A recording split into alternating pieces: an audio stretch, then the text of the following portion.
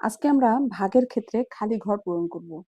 দেখো এখানে একটি ভাগ অঙ্ক আছে, যার ভাজক দেয়া আছে, ভাজ্য দেয়া আছে, ভাজ্যের মধ্যে একটি অঙ্ক কিন্তু নেই, অর্থাৎ ফাঁকা ঘর দেয়া আছে এবং ভাগফল দেয়া আছে এবং ভাগশেষও দেয়া আছে, একটি অঙ্ক আছে আরেকটি অঙ্ক নেই। এবং প্রতিটি সংখ্যার ক্ষেত্রে দেখো একটি করে খালি ঘর রয়েছে। এই খালি ঘরগুলো আমরা হিসেব করে বের করব, অর্থাৎ অঙ্কটি আমরা করব। তাহলে চলো দেখি।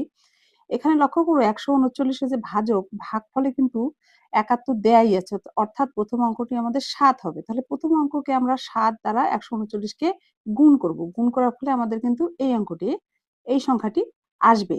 তাহলে চলো দেখি ১৩৯ কে ৭ দ্বারা গুণ করলে কত আসে? আমরা ৯৭৩ পেয়েছি। তাহলে ৯৭৩ বসানো হয়েছে, এখানে আমরা একটি ৯ বসিয়ে দিব। তাহলে ৯৭৩। এখন আমরা কি করব? ভাগের ক্ষেত্রে বিয়োগ করব। বিয়োগ করব কোন অঙ্ক? এই ২ টা। ৩ আছে ৫ মিলাতে ২। হাতে নেই, ৭ আছে। ৭ আছে কোন অঙ্কের সঙ্গে আমরা ৭ কে বাদ দিলে ২ আসবে?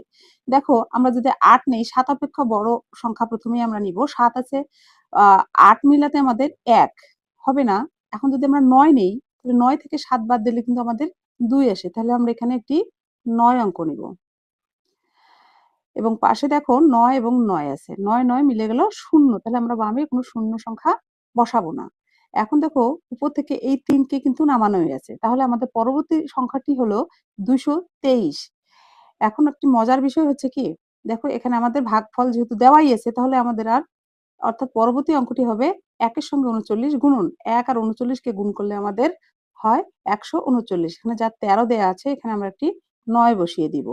তাহলে এই অঙ্কটি হবে ১৩৯ গুণন ১, ১৩৯।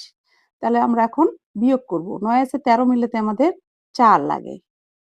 হাতে ১, ৪, ৩ আর একে ৪, ৪ আছে, এই ২ কে আমরা ১২ ধরবো। তাহলে ৪ আছে ১২ মিলাতে আমাদের ৮ লাগে। হাতে ১, ১ আর একে ২, ২, ২ মিলে গেল ০, যেটা আমরা বামে বসাবো না। দেখো বন্ধুরা, আমরা সুন্দরভাবে কিন্তু ফলাফলটা তো দেওয়াই ছিল। আমরা বাকি অঙ্কগুলো এখান থেকেই হিসাব করে বের করে ফেলেছি।